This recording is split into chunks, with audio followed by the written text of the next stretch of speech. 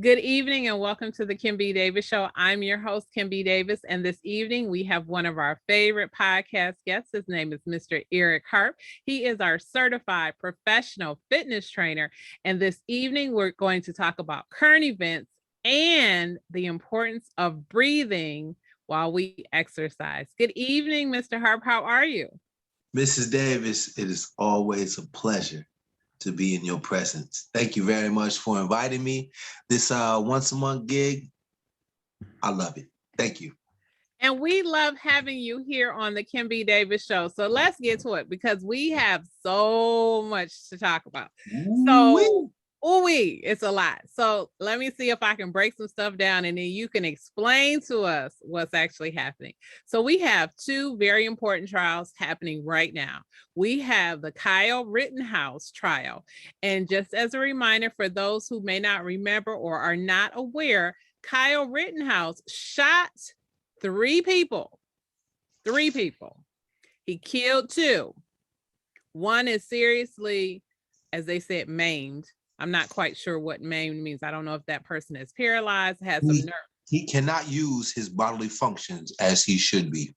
Oh, wow. Okay. All right. So he is maimed. His life has been irrevocably changed because of this shooting. Kyle Rittenhouse at the age or at the time of this shooting, was 17 years old. His mother drove him across state lines. A friend of his family or a family member purchased a gun for him, an AR-17 rifle, because he was not old enough to purchase it because he was not an adult. He was 17. Gave him this gun. He was instructed that he would not use the gun until he turned 18. However, he decided to travel to Minnesota, correct? That's correct. Okay. Kenosha, Wisconsin. Right. Kenosha, Wisconsin. That I was drawing a blank. I was thinking Minnesota, but I was like, no, I think it was Wisconsin.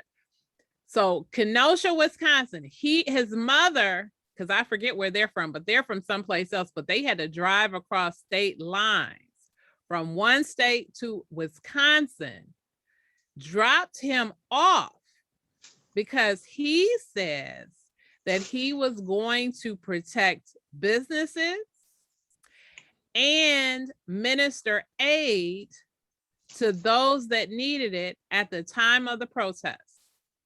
Now, something happened. I'm still not quite clear on what actually happened. However, he encountered these three people and shot and killed two of them and heavily damaged another. That's Rittenhouse. He is on trial right now. They are doing closing arguments as we speak, and the jury is about to begin deliberations. That is correct. If they haven't, okay. And then we have, yes. May I jump in for just a moment? Yes, please. So this Kyle Rittenhouse, as horrible as it is, and I love your description and fantastic review of this, he is accused of killing two people, yes, and injuring one. Yes. He is claiming self-defense. Yes. He did travel across state lines, and he posed as an EMT. Yes. An emergency medical technician, in which he now claims that he was not. As you mentioned, he was under the age of 18, equipped with an AR-15 rifle, claiming to have gone to the site of the incident to protect small businesses. Yes. So in a nutshell, that's what Kyle Rittenhouse claims. He then claims self-defense for his actions because he felt threatened by the people that he killed. Now, video evidence shows that the first person that he killed, and I'm sorry that his name escapes me right now, no respect to the dead. Mhm. But the first person that he allegedly killed, Mhm. he assumes that he was threatened verbally, Mhm. that this gentleman said that he will take the gun from him, kill him, and do all kinds of bodily harm. Mhm. No quotes intended. Mhm. So Kyle Rittenhouse shoots and kills him out of self-defense. Mhm. After he shoots and kills him, he's running down the street in plain view Yes. of other witnesses who watched him Mhm. just shoot and kill. For those of us who see it on camera, he's got it strapped around his shoulder Mhm. and he's jogging down the street without a care in the world, according to the video. Yes. Just jogging down the street. Now, please, let me pause it right there. Mrs. Davis, this was a Black Lives Matter event. Yes. This was a Black Lives Matter protest for the killing of not just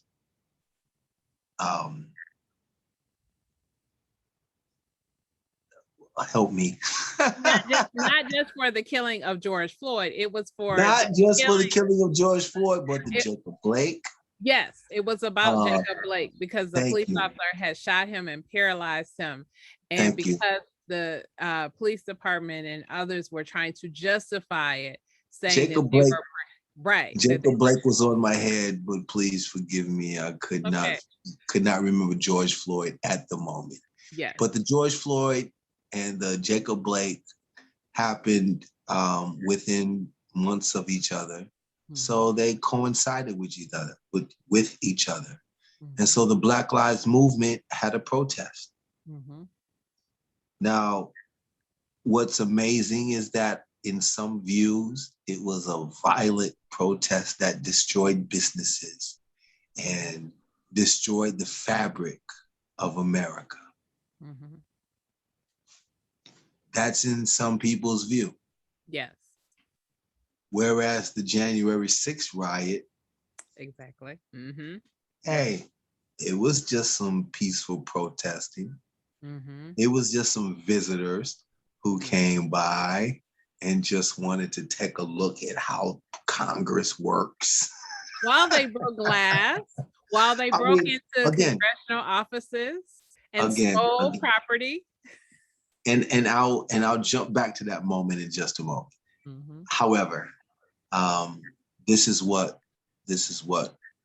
it came down to. Mhm. And so now Kyle Rittenhouse is on trial for self-defense because he feels that his life was in danger. As other people are trying to stop him from doing what he did, another gentleman hit him with a skateboard. Mhm. Mhm. So he felt threatened. Mhm. Another guy supposedly grabbed for his gun, so he felt threatened. Mhm. Another guy pulled a gun on him, Kyle Rittenhouse, and he felt threatened. Mhm. All in all, he's the active shooter. Right. The active shooter who shot first, Mhm. who made the very first aggressive move. Mhm. And yet he's now the victim. But then the defense can't even use the word victim for the people Exactly. who are actually victims. Yes.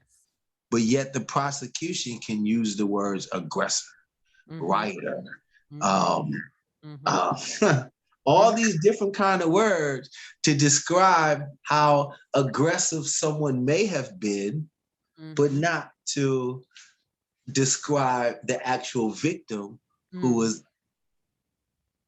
was killed. Exactly. So the people who are killed can't even be called victims. Mhm. And it's like, this seems like a mistrial in the making because the judge, Yes. wherever he got his online law degree from,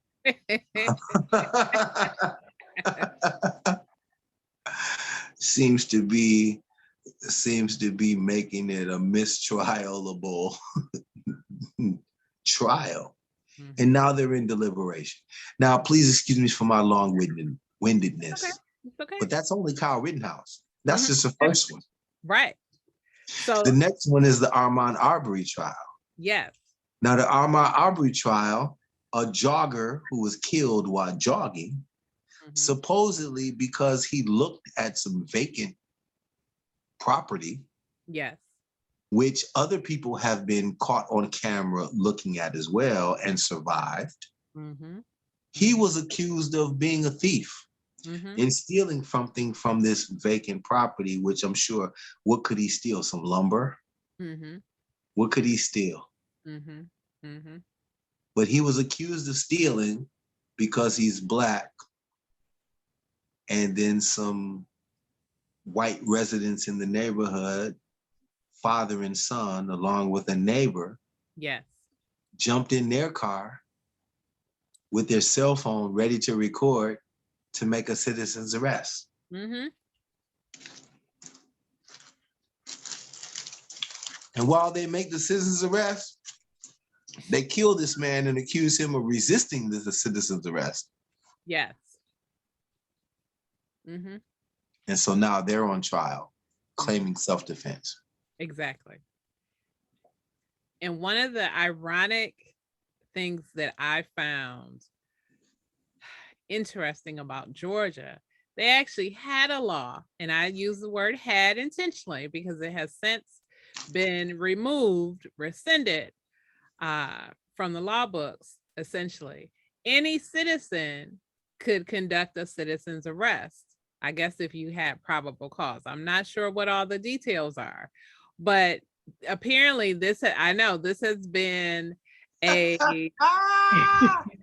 this has been a law that's been on the books for quite a while that has been used, and people have used it, I guess, in different ways, specifically against Black people, to say, well, I was doing a citizen's arrest.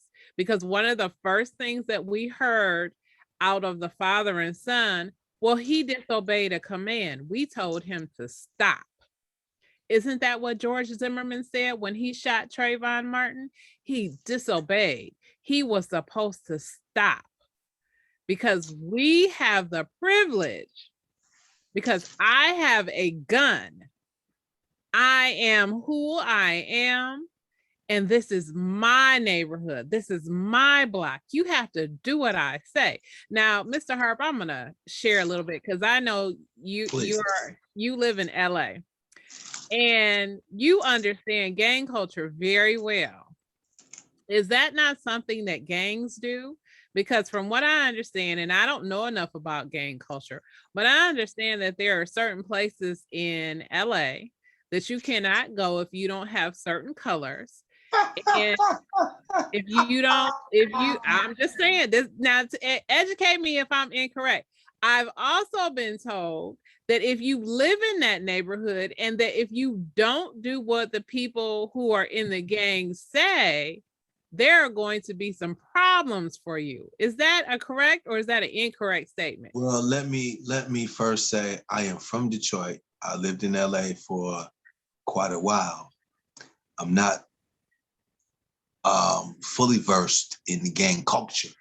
So let me make that disclaimer before anyone tries to attack my knowledge. Yes, please. However, you can get checked at any moment.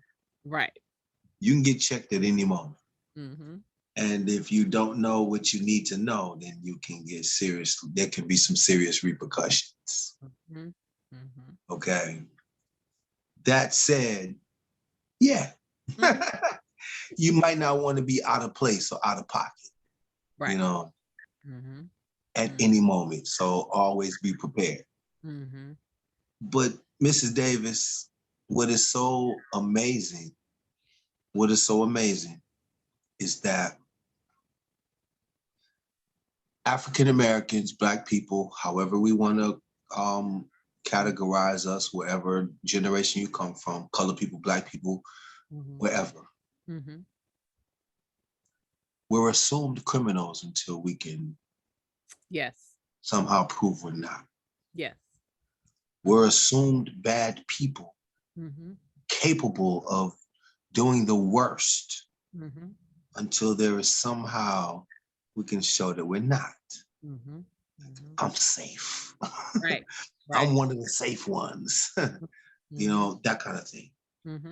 Which is unfortunate because in a lot of Caucasian cultures, well, excuse me, in the white world, you're innocent until you can show that you are the bad guy. Exactly. You're always going to be assumed innocent. Even when they find the body on you, like you're standing there over the body with the knife, they still want to make excuses. Oh, they had a poor childhood. They grew up in an abusive house.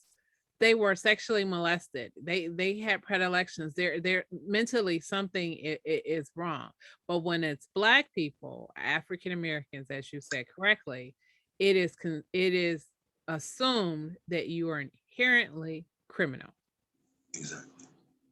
So if you're jogging through a neighborhood and there's a crime that happened at any time within the last year and a half, you must be the one who did it. It's one of those things. It's like, 2 crimes means a crime spree. Right. And therefore, there must be something going on. Right now, I'm watching the news and there's a violent crime spree. Violent crime spree. And then the caption showed a robbery at Walmart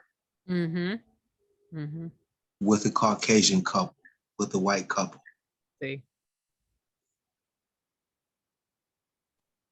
I'm like, wow. When we show the latest terrorism, domestic terrorism, but please, shh, don't call it domestic terrorism. That's white folks. That's right. But you better not call it domestic terrorism. How dare you say that the parents who are threatening the parent-teacher conferences, the school boards, how dare you call them domestic terrorists, even though they're threatening to blow up your house? Or have walked into a school and threatened to kidnap a principal and do a citizen's arrest, as it happened in Arizona. But how dare you label them as domestic terrorists? Yes. But yet, one of the latest headlines this week, and excuse me, today is November 16th, 2021, in case anybody didn't know. One of the latest headlines in the last few days is that one of the organizers of the Black Lives Movement refused to condemn violence. Now that was the headline. And his quote was saying, I understand when Black people react, when there's a killing by the police officers and nothing is done by it. I understand their reactions. And he said, I neither condemn it nor condone it. I don't condemn it or condone it. But all you get from the headlines is he doesn't condemn it. Right. Not the full statement. Right. Here's another one for you. So there's a parent, it's a mom, and I forget where it is, but she was railing against critical race theory. She said, I have 1,000 soldiers ready to go to war. And I was like, 1,000 soldiers? I said, over history? Because you don't want people to know what actually happened? Is this what we're talking about? I'm like, wow. First off, wait a minute. Let's not get to the past it. 1,000 soldiers? That's what she said. That was the quote. She got 1,000. I mean, that sounds like a hip hop song. That sounds like Chuck right. D talking about I got 1,000 soldiers to wage war. You know what I'm saying? I mean, it's not anything different. It's not anything different. And I mean, no disrespect to Public Enemy, Right. but Right. it's nothing different. Mm-hmm. Mm-hmm. To say anything like I got 1,000 soldiers ready to wage war. Wage war on what? Right. Critical race theory. Mm-hmm. I mean, as I'm listening, and I'm trying to troll this mess and watch it. Mm-hmm. I'm watching a debate between what Fox News host Neil Cavuto, Mm-hmm. Tucker Carlson, and Mm-hmm. one of them are like, "Hey, for a year and a half, we've been talking about critical race theory, and I still don't know what it is." Now you get one of them on that network to say that. I've been talking about critical race theory for a year and a half, and I still don't know what it is. Yet people are outraged about it. Mm-hmm. They're in an uproar Mm-hmm. about critical race theory, CRT, Mm-hmm. talking about it makes my child inherently racist. Inherently. I laugh at it because I'm like, well, wait a minute. If the shoe fits, wear it, first off. Right. But secondly, where are all these people getting this stuff from? Mm-hmm. People don't even understand what slaves is until you explain it like 900 times. Right. Because today you couldn't even understand. You mean somebody did what they were told? Mm-hmm. Or got whooped for it? Mm-hmm. Not Who whooped. gonna understand? Whipped, beat. What I say, whooped? Whipped. Whipped, tied to a tree, beaten to within an inch of your life, beaten so savagely with the leather whip that it left indentations and marks and scars and Permanent open mark. sores. Yes. Permanent mark. Yes, Now, on your body. to And have then they will somebody put salt on it afterwards that would listen, burn. today, the courts throw out years like it's, you can't even fathom. Mm-hmm. You know, you did a crime, 40 years. You did a crime, 50 years. Did a crime, life. Mm-hmm. You know, people can't even fathom that. Mm-hmm. But what if you did it in lashes? Mm. Mm. You know what I'm saying? Mm-hmm. When you start talking years, people can't even fathom it because you got days and months that lead into years. Right. You know, and you know, no disrespect to anybody on the lockdown or solitary confinement, because it's being alone in a little 6x9 that's got to mentally, you know, get to everybody. Mm-hmm. But when you say 40 years, people can hang themselves before they get to 40 years. Mm-hmm. You get to 40 lashes Mm-hmm. and you tied up to a tree and somebody just one, Mm-hmm. two. Mm-hmm. The torture of that and the thought of that is like at 25, you like, I can't take 15 more. Mm-hmm. Mm-hmm. Mm-hmm. You know, you pass out, shock, Mm-hmm. death, all that. Mm-hmm. But that's how it was, Yes. you know? Mm-hmm. And for those who, you know, listen, you and I, we might be, you know, I can see a little gray in your hair. I got a little some in mine too. But we come from a generation where we got whooped. Mm-hmm. Not just by our parents, but by neighbors, schools, whoever. Mm-hmm. If you got out of line, there was a paddle waiting for that behind. Mm-hmm. And sometimes if you went to the school I went to, as soon as you got paddled, you might want to sign your name on it. That's right. You know, because now make sure everybody who knows that you got paddled. Mm-hmm. Remember, I told you, I'm well known. No. So Mrs. Davis, I say this to say that there are kids right now who don't know anything about being corrected, paddled, anything. You know, the Bible says, spare the rod, spoil the child. Yes. But there are many, many people, adults in this, you know, walking this fine earth who have never been disciplined. Mm-hmm. And so what we get is what we get. You know, you get those who have rioted and stepped onto the Capitol arena, Mm-hmm. police force, who've never had to feel any kind of discipline and can do what they feel that they can do. Mm-hmm. Criminals the same way. Mm-hmm. It's a two-way street, you know, but punishment is crazy. And that leads me to say my last thing, Steve Bannon. Yes. Go ahead. Because I was coming to him too. Steve Bannon. I mean, this guy right here, Mm-hmm. who is he, one, to think he's about to get this executive privilege that Mm-hmm. Trump never really has? Mm-hmm. Mm-hmm. Two, once he defies the subpoena, he then hires a crackpot lawyer to get on television and talk about, you picked the wrong person to mess with.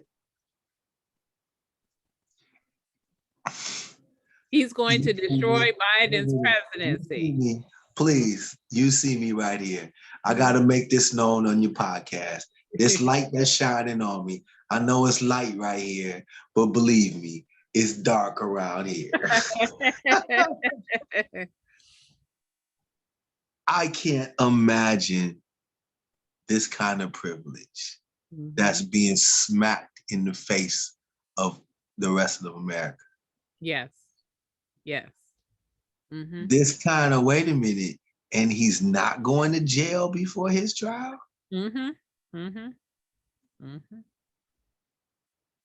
Mm-hmm. I mean, what kind of one, sympathy to the 45th president?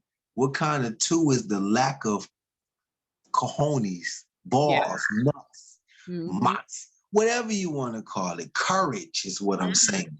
From our Justice Department to not lock his butt up. Exactly. To make an example that you can't do this. All these people that rioted on January 6th, wait till it happens again. You know? And this time they'll succeed. And when it happens again, there will be no, it won't, this is already the dress rehearsal.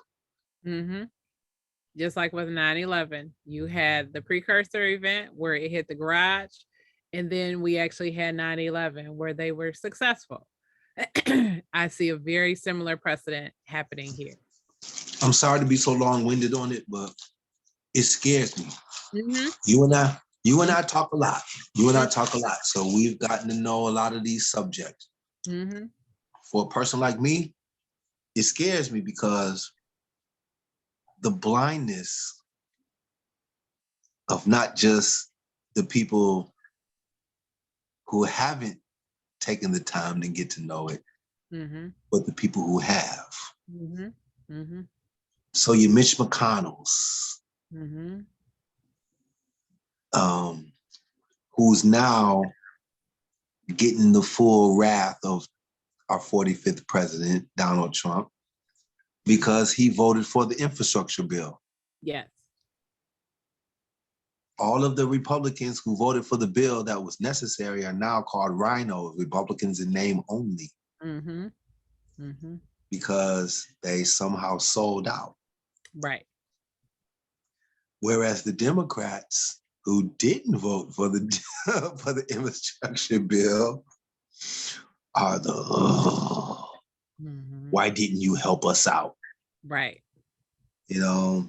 And so that leaves that little lava lake in the middle of, like, you know, those who are not going to run for office again. So who's going to see, you know, and again, we talk political every time we talk. It's just amazing how this is going to turn into. Thank God for people like Stacey Abrams, but we need more. We need more of these New York mayors. And not just because they're African-American, it's because African-American is considered the Democrats. Till you get the sellouts like a damn Bongino. his name on Fox News. You're right.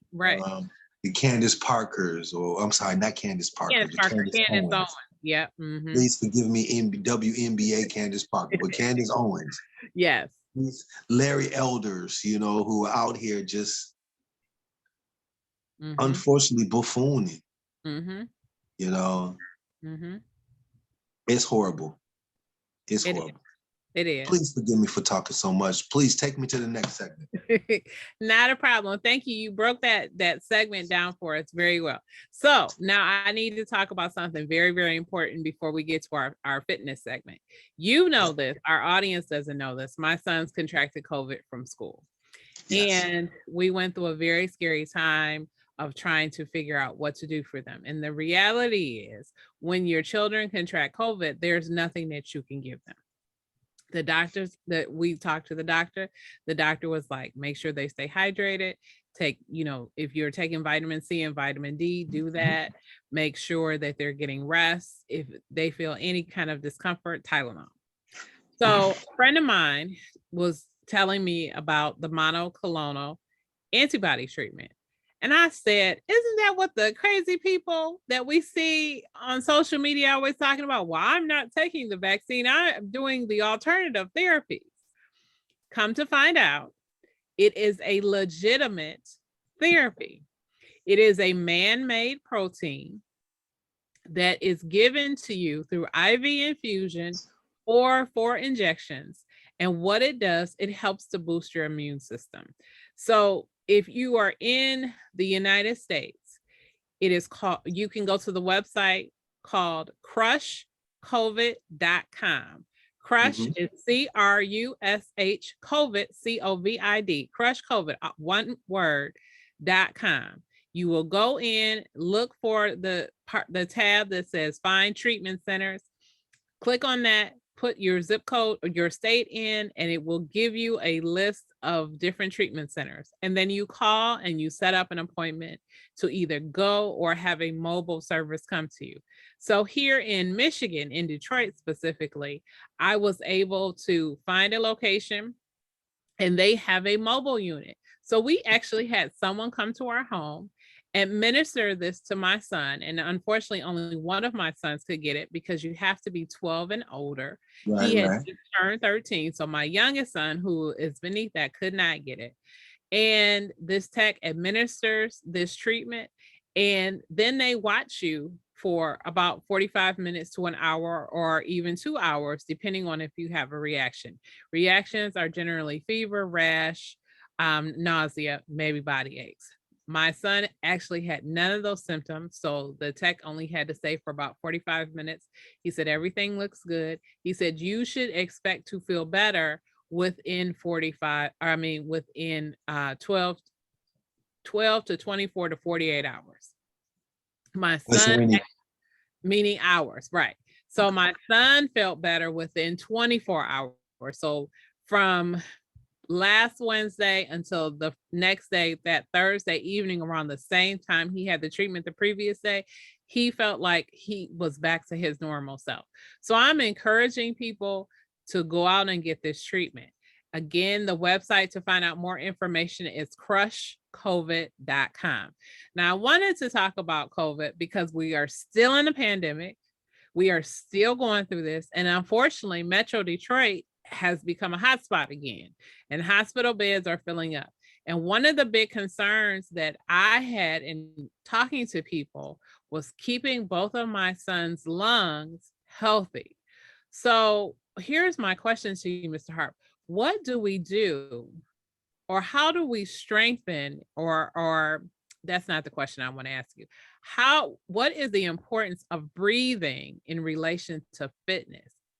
And I'll give you an example. So as a runner, when you're running, you're like, "Ooh, my chest feels, my heart feels like it's about to bust out of my chest." But you have to learn how to breathe through it so that you can endure the activity that you're doing. Will you talk about the importance of breathing in terms of fitness? Well, first off, thank you very much for your question. If you don't mind, can I backtrack for just a moment? Yes, please. After the monoclonal treatment, Mm-hmm. Has your son now tested negative? No, we are going to do that actually tomorrow. We're going to go and see if he's negative. But right now, he has no symptoms. And what was interesting about it is that my youngest son was asymptomatic and developed symptoms a week after his brother, which was interesting. But my oldest son was the one that displayed symptoms first. But my youngest son, they both were positive, but my youngest son at the time had no symptoms at all. Now, do they both get tested at the same time, They or is will. it staggered? Okay. Nope, they And will please both forgive get me. And listen, as we're all making our way through this pandemic, my ignorance is those who are positive that I now know. How does it work with quarantine for 10 days? How long does it take to pass through a system, what have you? I'm vaccinated, so, you know, not only fingers crossed, but my faith, you know, is that nothing will happen. You know, but for anyone, especially the youth, that it does happen to, you know, it's a little curiosity. Yes. Now, thank you very much for that. You're welcome. Okay, back to the cardiovascular system. Cardiovascular, all right. Listen, working with the blood flow and the lungs, you know, there's a lot of scientific that I won't get into and bog it down. But there's oxygen intake, carbon dioxide out that you output. Okay. So every day we inhale and we exhale. We inhale and we exhale. That's the way we breathe every day throughout the day. Now, as we run or do our cardiovascular exercises, what we want to do is not only strengthen up our lung muscles, lung capacity, increase our lung capacity. What we want to do is we want to understand how important it is to get through our exercises. Okay. In the lifting weights arena, I come across people who are looking forward to the number as opposed to doing the exercise correctly.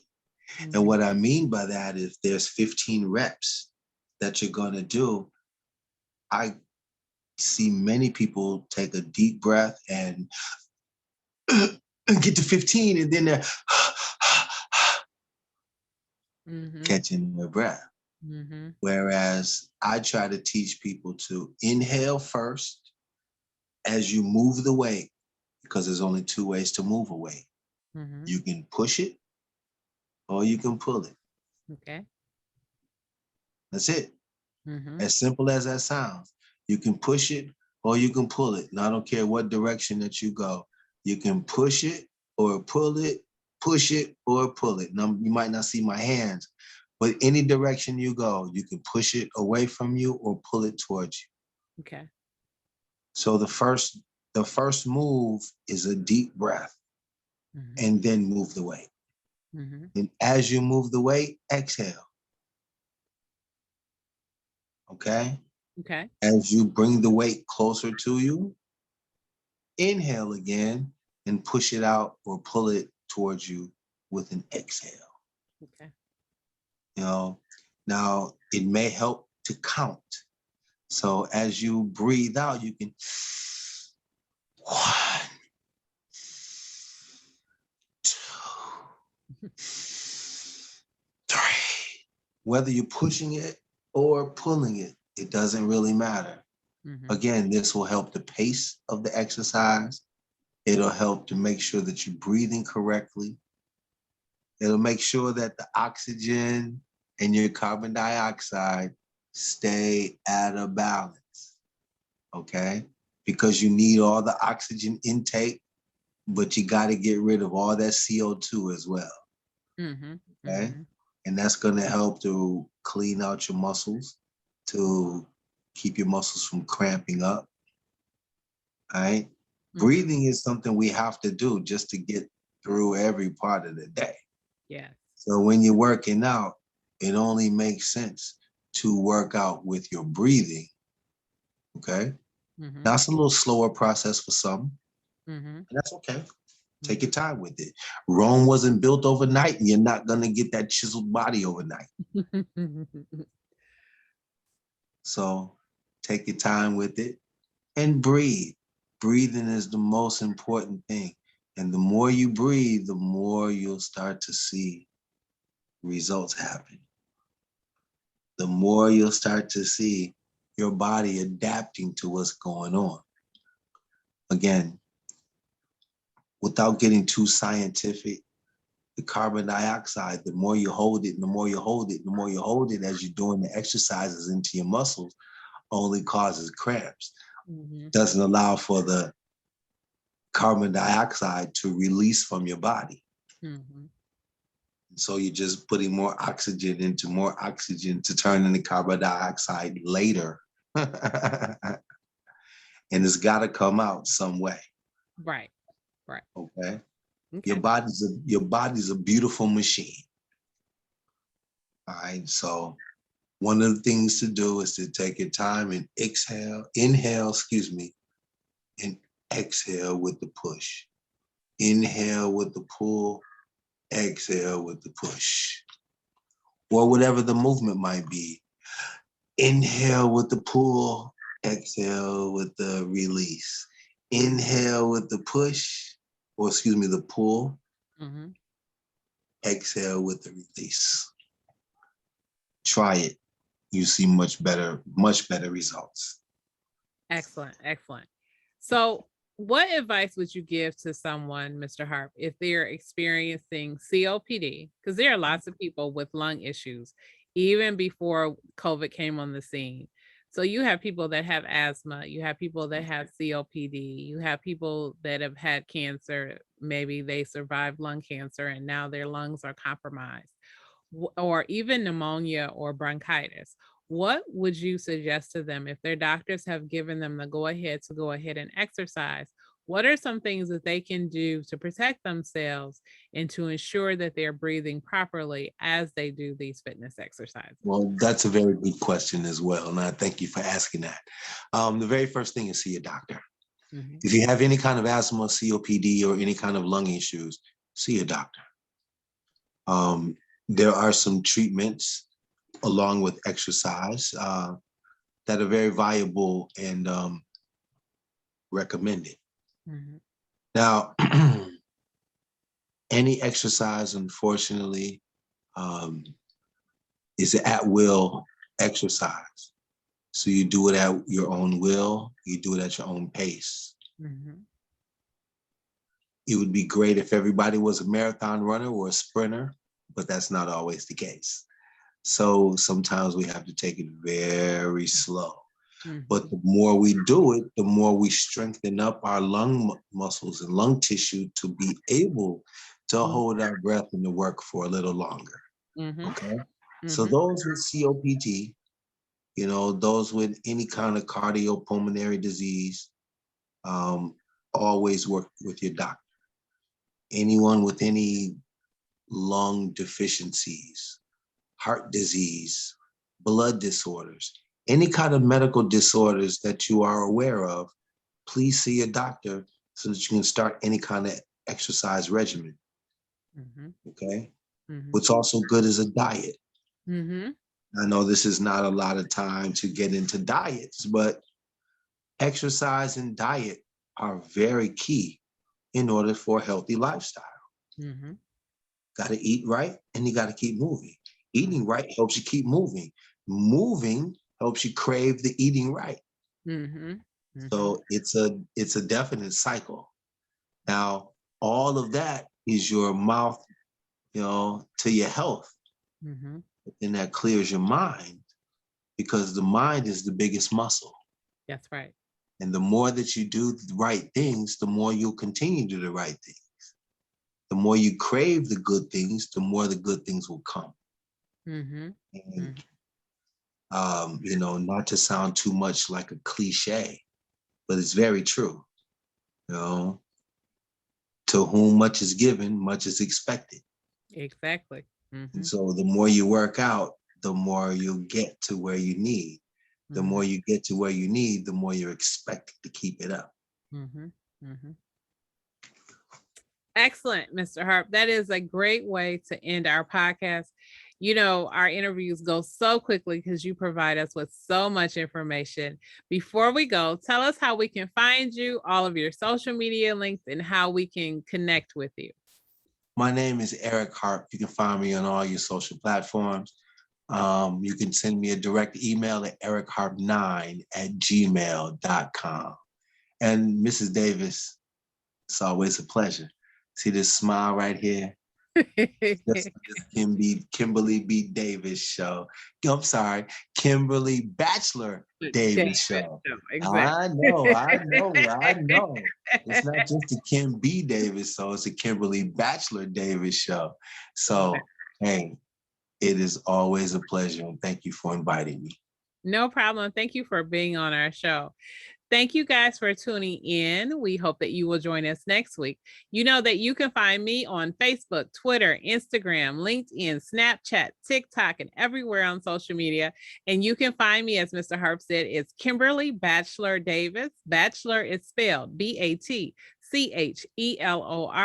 You can see this show at youtube.com/Kimberly Bachelor Davis.